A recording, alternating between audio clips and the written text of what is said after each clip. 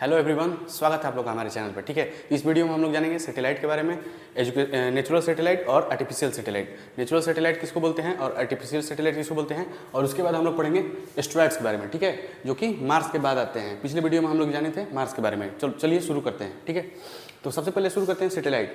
Satellite it is a celestial body which moves around planet is called satellite. यानी कि ऐसा एक स्वर्गीय शरीर, सेलेस्टियल मतलब आप लोग को पिछले वीडियो में बताया गया था, स्वर्गीय शरीर बोला जाता है सेलेस्टियल बॉडी मतलब। ठीक है, तो एक ऐसा सेलेस्टियल बॉडी, ठीक, यानी कि स्वर्गीय शरीर जो किसी ग्रह के चारों तरफ ठीक घूमते रहे, उसको हम लोग सैटेलाइट बोलते हैं। ठीक, तो सैटेलाइट ऐसा चीज जो किसी ग्रह के आसपास घूमते रहे। तो मान लीजिए एग्जाम्पल में आप लोग लिख सकते हैं, ये देखिए ये अर्थ है।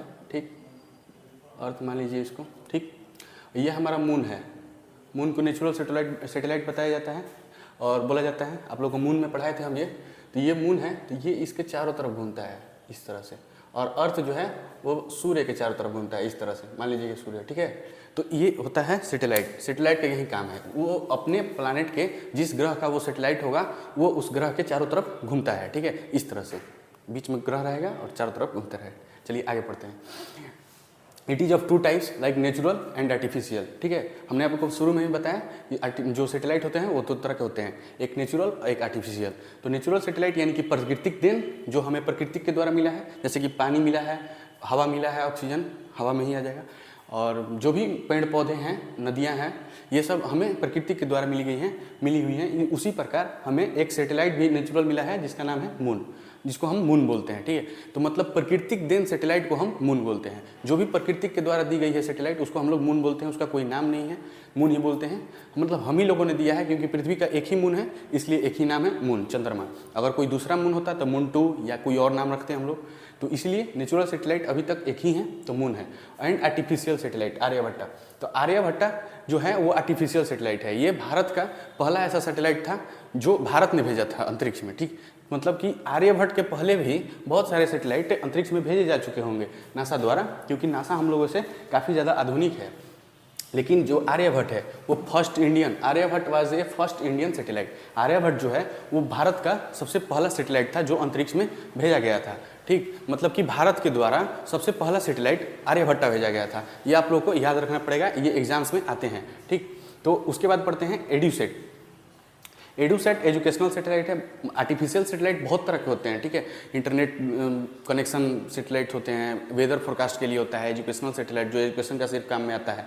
मान लीजिए कोई चीज़ पे रिसर्च करना है, उसको इकट्ठा करने के लिए, वहाँ से देखने के लिए, एजुकेशन के लिए, वेदर फोरकास्ट के लिए, कनेक्शन के लिए, इस तरह के बहुत सारे सैटेलाइट होते हैं। जो भी हम लोग टीवी देखते हैं, मोबाइल चलाते हैं, इंटरनेट चलाते हैं, वो सब टावर होता है। टावर सैटेलाइट से कनेक्टेड रहता है, तो वो सब सैटेलाइट से होता है। लेकिन देखिए, अगर आप लोग मानिएगा नहीं कि टावर सैटेलाइट से नहीं कनेक्शन होता है, तो आप एक तरह से देखिए, जब टावर बंद हो जाता है तो सैटेलाइट फ़ोन कैसे यूज होता है, वो डायरेक्ट सैटेलाइट से जो कनेक्टेड होता है। लेकिन हम लोग का जो मोबाइल फ़ोन है वो टावर से कनेक्टेड होता है, और टावर जो है वो सैटेलाइट से कनेक्टेड होता है। तो पहले सैटेलाइट सिग्नल भेजता है टावर के पास, और टावर सिग्नल देता है हमारे मोबाइल में। लेकिन जो सैटेलाइट फ़ोन होते हैं बड़े बड़े होते हैं, आप लोग फिल्म में देखे होंगे, या डिफेंस के लोग उसे इस्तेमाल करते हैं, या जो अपर कैटेगरी के लोग हैं, यानी कि जो अपर लेवल के लोग हैं, वो सब इस्तेमाल करते हैं सिक्योरिटी रीजन के लिए उसको। ठीक, तो वो सब सैटेलाइट फ़ोन जो है वो डायरेक्ट सैटेलाइट से कनेक्टेड होता है, तो इसलिए उसके लिए सब सैटेलाइट का यूज होता है। तो हम लोग दो सैटेलाइट के बारे में अभी जानेंगे। एडुसेट जो कि एजुकेशनल सैटेलाइट है, उसको एडुसेट बोला जाता है। जो भी एजुकेशनल सैटेलाइट होगा उसके आगे या पीछे एडुसेट लगा होगा। ठीक, और इनसेट यानी कि वेदर सैटेलाइट। ठीक है, वेदर फोरकास्ट के लिए जो सैटेलाइट यूज होता है उसको इनसेट बोलते हैं हम लोग। ठीक, तो चलिए आगे देखते हैं एस्ट्रॉयड्स के बारे में। यहाँ तक सैटेलाइट खत्म हो गया, अब हम लोग पढ़ेंगे एस्ट्रॉयड्स के बारे में। तो एस्ट्रॉयड्स के बारे में एक बार आप लोग पीछे से बता देते हैं। एस्ट्रॉयड उसको बोलते हैं, देखिए ये हमारा सन था, ठीक, और इससे छोटा मरकरी होता है, उसके बाद आता है वेनस, उसके बाद आता है अर्थ वेनस दोनों एक ही बराबर होते हैं, थोड़ा सा बड़ा बन गया है। अर्थ और वेनस का साइज लगभग सेम होता है। और उसके बाद आता है मार्स जो कि अर्थ से बड़ा होता है। ठीक, और मार्स के बाद ये आते हैं एस्ट्रॉयड्स। ठीक है, एस्ट्रॉयड और मेट्रॉयड्स आते हैं। तो पहले हम लोग एस्ट्रॉयड्स के बारे में पढ़ेंगे, उसके बाद मेट्रॉयड्स के बारे में पढ़ेंगे। ठीक है, और उसके बाद जुपिटर, यूरेनस, सैटर्न जो भी आते हैं वो प्लैनेट आते हैं। तो हम लोग मार्स तक पढ़ चुके हैं पीछे के वीडियो में, और अब हम लोग पढ़ेंगे एस्ट्रॉयड्स के बारे में, मेट्रॉयड्स के बारे में, और उसके बाद यूरेनस, नेपच्यून के बारे में या सैटर्न सब के बारे में पढ़ेंगे। ठीक है, तो आइए शुरू करते हैं एस्ट्रॉयड के बारे में। ठीक, यहाँ तक आप लोग को समझ में आ गया होगा। अगर नहीं समझ में आया होगा तो आप लोग कमेंट बॉक्स में अपना राय रख सकते हैं, उसको कोशिश किया जाएगा कि आप लोग को समझा दिया जाए। ठीक, तो चलिए शुरू करते हैं। एस्ट्रॉइड्स का मतलब हुआ कि एक बड़े बड़े चट्टान। ठीक है, आप लोग एग्जाम्पल के तौर पे किसी भी बड़े चट्टान को देख सकते हैं। अगर आप लोग पहाड़ी इलाका में कभी घूमने जाइएगा तो बड़े बड़े पत्थर लगे रहते हैं रोड के किनारे, इधर उधर कहीं भी, तो वो उस तरह एक तरह के एस्ट्रॉइड्स हैं जो मतलब आप लोग मान सकते हैं उसको एस्ट्रॉइड मान सकते हैं, सिर्फ मान सकते हैं मतलब कि वो है नहीं।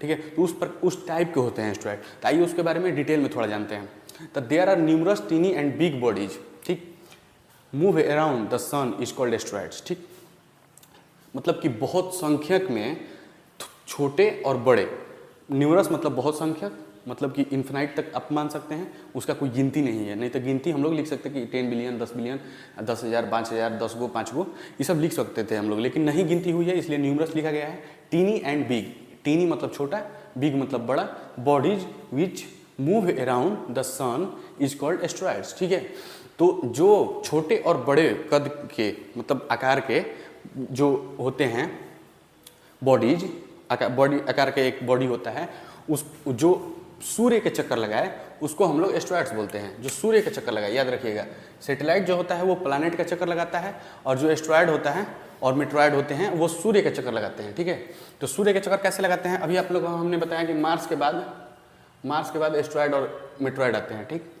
तो मार्स भी सूर्य का चक्कर लगाता है। ये मान लीजिए सूर्य है, तो इसको मिटा देते हैं, थोड़ा ज़्यादा लिखा गया आज, ये तो और समझाने में आसानी रहता है, स्पेस रहता है।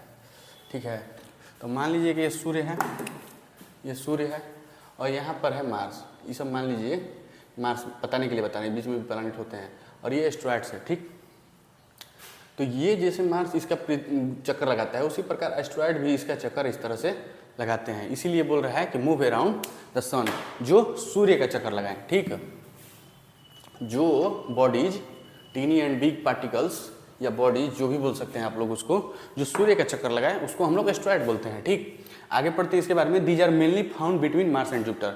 हमने आपको बताया कि ये मार्स और जुपिटर के बीच में पाए जाते हैं। तो ये मुख्य रूप से मतलब कि पाए हर जगह जाते हैं, एका दुक्का, 100, 1000, एक मतलब पाए जाते हैं हर जगह, कहीं ना कहीं पाए जाते हैं, तभी हम लोग के धरती पर गिरते हैं कुछ मेट्रॉइड्स। तो पाए हर जगह जाते हैं, लेकिन मुख्य रूप से ये मुख्य रूप से ये लोग मार्स और जुपिटर के बीच में पाए जाते हैं। यानी कि जब मार्स है, ये मान लीजिए कि मार्स है, और यहाँ पर ये पाए जाते हैं, और ये है जुपिटर। इसीलिए जो इंसान है, ये मानव सभ्यता, वो मार्स के आगे नहीं जा पाई है अभी तक, और सोच भी नहीं रही है अभी जाने के लिए, क्योंकि ये जो इतना झुंड है ना, इनका जो झुंड है, इसको पार करना बहुत ही मुश्किल है। और क्यों मुश्किल है इसके बारे में हम लोग आगे पढ़ेंगे। ठीक, तो देखिए, these are mainly found in Mars and between Mars and Jupiter. ये मार्स और यानी मंगल ग्रह और जुपिटर के बीच में पाए जाते हैं। ठीक, तो क्यों इनको पार करना मुश्किल है, तो यहाँ पर देखिए, radius is 1 kilometre to 1000 kilometre. ठीक है, इनका जो रेडियस है, ठीक है, तो इनका जो रेडियस है वो 1 मीटर टू 1000 किलोमीटर तक होता है। अब आप सोच सकते हैं कि कितना बड़े होंगे ये। रेडियस की बात कर रहे हैं हम, उनकी लेंथ की बात नहीं कर रहे हैं, या वाइड या लेंथ की बात नहीं कर रहे हैं। रेडियस का मतलब समझ रहे हैं ना आप। ये मान लीजिए कि एक सर्कुलर शेप है, ठीक है, दिखाई दे रहा होगा, मार्कर में थोड़ा कम हो गया है, तो ये सर्कुलर शेप है, तो इसका रेडियस इसका आधा होता है, समझ में आता है ना। और ये जो होता है ये पूरा, इसको डायमीटर बोलते हैं, ये पूरे को डायमीटर बोलते हैं, इस पूरे को डायमीटर बोलते हैं, जिसको हम लोग डी से डिनोट करते हैं, छोटे डी से। ठीक, और ये जो आधा क्षेत्र है इसको आर से डिनोट करते हैं, छोटे आर से। ठीक, तो ये इसका जो रेडियस है ये 1 मीटर टू, ठीक है, ये 1 मीटर टू 1000 किलोमीटर तक हो सकता है। 1000 किलोमीटर समझ रहे हैं, 1000 किलोमीटर। अभी हम लोग आरा में हैं, तो आरा से बनारस 180 किलोमीटर पड़ता है लगभग। तो 180 किलोमीटर सिर्फ बनारस पड़ता है, मतलब कि बनारस इतना दूर है। तब अब सोचिए कि बनारस से अगर हम लोग बनारस जाएंगे, फिर आएंगे, फिर जाएंगे, फिर आएंगे, और फिर जाएंगे, और फिर आधा दूर तक आ जाएंगे, तब जाके 1000 किलोमीटर होगा। अब सोचिए कि कितना बड़ा इसका रेडियस हो सकता है। ये माना गया है सिर्फ कि 1000 किलोमीटर तक हो सकता है। ये जरूरी नहीं है कि इसका 1000 किलोमीटर से कम है या बेसी है, ज़्यादा भी हो सकता है और कम भी हो सकता है। लेकिन कम तो पहले ही लिख दिया गया है कि 1 मीटर टू 1000 किलोमीटर, लेकिन 1000 किलोमीटर से ज़्यादा भी हो सकता है। ये अंदाज़ा लगाया गया है कि 1000 किलोमीटर तक हो सकता है, किसी ने जाके नापा नहीं है उसको, ठीक है, टेलीस्कोप से देख के अंदाज़ा लगाया गया है। तो समझ सकते हैं कितना बड़ा है ये, और इसलिए इसको पार करना, और इनका निजूम होता है, मतलब झुंड होता है। देखिए कोई भी प्लैनेट एक होता है, आराम से घूमता है अपना, उसको हम लोग पार कर सकते हैं, लेकिन क्योंकि वो अपने ऑर्बिट से जब यहाँ है और यहाँ पर आएगा तो आपको इसे निकलना है तो यहाँ से निकल सकते हैं, लेकिन इनका पूरा निजूम होता है, पूरा झुंड होता है, ठीक है। तो पूरा झुंड के कारण मतलब कि ये ऐसे ऐसे ऐसे ऐसे बहुत ज़्यादा रहते हैं, ये पूरा गोल रहते हैं, ठीक है। तो इनका इतना झुंड होता है कि आप वहाँ से नहीं निकल सकते हैं फिलहाल। आगे चल के शायद कोई पॉसिबिलिटीज हो, हमारे जो साइंटिस्ट हैं और जो भी कर्मचारी हैं नासा में, इसरो में, और भी कोई रसिया के जितने भी, यूरोप के जितने भी मतलब स्पेस रिसर्च सेंटर्स हैं, वो लोग अगर कोई पॉसिबिलिटीज निकालते हैं तो शायद हम लोग इसको पार करके जुपिटर तक जा सकें, या सैटर्न तक जा सकें, या नेपच्यून तक जा सकें अगर ज़रूरत पड़ी तो, लेकिन फिलहाल कोई आसार नहीं दिखाई देते हैं, ठीक है। चलिए आगे बढ़ते हैं। इतना समझ गए ना कितना बड़ा होता है, ठीक। दीज आर 3 टाइप्स, ये 3 तरह के होते हैं। तो पहले जानते हैं कि ये 3 तरह के किस प्रकार से बांटे गए हैं, ये क्यों बांटे गए हैं 3 प्रकार के। ये सब होते हैं बड़े छोटे ही, ठीक है, इनका 6 प्रकार होता है, लेकिन इनको 3 तरह से इसलिए बांटा गया है क्योंकि इनमें कुछ मुख्य बातें हैं। जैसे कि कोई भी व्यक्ति होता है उसमें कुछ मुख्य बातें होते हैं। जैसे कि मान लीजिए कोई पेंटर हो गया तो उसमें पेंट करने की कला है, कोई टीचर हो गया उसमें पढ़ाने की कला है, कोई कारपेंटर हो गया उसमें किसी भी चीज़ को, लकड़ी क्या हो गया, किसी भी चीज़ को बनाने की कला है, ठीक। कुम्हार हो गया, उसको मिट्टी के बर्तन, मिट्टी के कोई भी चीज़ उसको बनाने की कला है। तो उस प्रकार किसी को भी इस प्रकार से बांटा गया है, मानव को भी, कि वो कारपेंटर है, वो पेंटर है, वो आर्टिस्ट है, ठीक है। तो उसी प्रकार इनको भी बांटा गया है, किस प्रकार से, इनके जो वहाँ पर पाया जाता है उसके आधार पे, कि इस एस्टेरॉयड में ये चीज़ पाए जाते हैं, उसके आधार पे इन्हें बांटा गया है। तो सबसे पहले आता है कॉन्ड्राइट। कॉन्ड्राइट को हम लोग नॉर्मली शॉर्ट में सी टाइप बोलते हैं, ठीक है। सी टाइप का मतलब हुआ कि कॉन्ड्राइट बड़ा है। देखिए किसी भी अगर स्पेस में अगर आप ज़्यादा पढ़िएगा तो ज़्यादा देखिएगा कि उसमें ना बड़े बड़े, बहुत बड़े बड़े नाम होते हैं, तो इसलिए उनको बड़े बड़े नामों को छोटा करने के लिए उनका एक शॉर्टकट नाम भी बनाया जाता है, ठीक है। तो उसी प्रकार ये कॉन्ड्राइट है, सी से स्टार्ट होता है तो इसको सी टाइप बना दिया गया है, ठीक है। तो कॉन्ड्राइट में मेनली क्या फाउंड होता है, तो क्ले एंड सिलिकॉन, ठीक है, दिखाई दे रहा है आप लोगों को। तो जो क्ले कॉन्ड्राइट है, कॉन्ड्राइट एस्टेरॉयड, ठीक है, कॉन्ड्राइट एस्टेरॉयड जो हैं वो उनमें मेनली क्ले एंड सिलिकॉन पाया जाता है। क्ले एंड सिलिकॉन मतलब समझ रहे हैं ना, क्ले मिट्टी और सिलिकॉन, सिलिकॉन के बारे में, ठीक है। तो कॉन्ड्राइट जो है उसको सी टाइप बोलते हैं, और इसमें क्ले एंड सिलिकॉन पाया जाता है। क्ले मतलब समझते हैं ना, मिट्टी होता है, ठीक है, क्ले मिट्टी को बोला जाता है, और सिलिकॉन जो है वो एक रबड़ लाइक सब्सटेंस होता है। मतलब देखिए क्ले जो है वो भी रबड़ जैसा होता है, थोड़ा चिपकाऊ होता है, ठीक है। क्ले बनता है रबड़ से ही, ठीक है, मतलब दोनों मिक्सअप है। एक तरह से बोल सकते हैं कि सिलिकॉन जो है वो रबड़ जैसा, रबड़ लाइक सब्सटेंस है, मटेरियल है, और क्ले जो है मिट्टी बोलते हैं इसको, वो मिट्टी जो होती है ना सादा टाइप की, उस तरह के क्ले को बोलते हैं, ठीक है। तो आगे मतलब इस तरह इसलिए इसको कॉन्ड्राइट बोला जाता है क्योंकि इसमें सिलिकॉन और क्ले पाया जाता है, ठीक है, और इस आधार पर इसको बांटा गया है। आगे दूसरा है स्टोनी, यानी कि इस टाइप, ठीक, दिखाई दे रहा है, ठीक है। तो देखिए दूसरा है स्टोनी। स्टोनी मतलब इस टाइप। फिर हमको आपको बता रहे हैं कि इसमें कॉन्ड्राइट मतलब सी टाइप लिखा था क्योंकि इसका पहला लेटर सी था, उसी प्रकार इसका भी पहला लेटर एस है, इसलिए इसको एस टाइप बोला जाता है, ठीक है। तो एस टाइप स्टोनी, इसमें सिलिकॉन, निकल और आयरन पाया जाता है। इसमें सिलिकॉन स्टोनी एस्टेरॉयड जो है, मतलब स्टोनी टाइप के जो एस्टेरॉयड्स हैं उनमें सिलिकॉन, निकल और आयरन पाए जाते हैं। ये 3 तरह के मटेरियल्स, मिनरल्स पाए जाते हैं, ठीक है। मटेरियल्स ने, मिनरल्स जो भी बोलिए, एक तरह से मिनरल्स इनको खास प्रकार से बोला जाएगा क्योंकि ये मिनरल्स ही हैं। सिलिकॉन भी एक तरह का मिनरल है, निकल भी मिनरल है, और आयरन भी मिनरल है, ठीक है। और तीसरा जो पार्ट है, मतलब तीसरा जो टाइप है वो है मेटालिक, एम टाइप। मेटालिक मतलब एम टाइप। अब मेटालिक से आप लोग समझ रहे होंगे कि इसमें पूरा मेटल होगा, तो मेटल यानी कि निकल और आयरन इसमें पाया जाता है। तो इस तरह से आप लोग समझ सकते हैं कि ये इतना बड़ा बड़ा तो है ही, लेकिन काफ़ी मजबूत भी है, ठीक है, काफ़ी मजबूत है। और इससे टकराने के बाद क्या होगा आप लोग समझ सकते हैं। किसी भी वस्तु को, स्पेसशिप हो, कोई भी चीज़ हो, इसको टकराने के बाद क्या होगा आप लोग समझ सकते हैं। और कुछ बातें हैं जो इस पर नहीं लिखी हुई है, वो आपको हम बता देते हैं, ठीक है।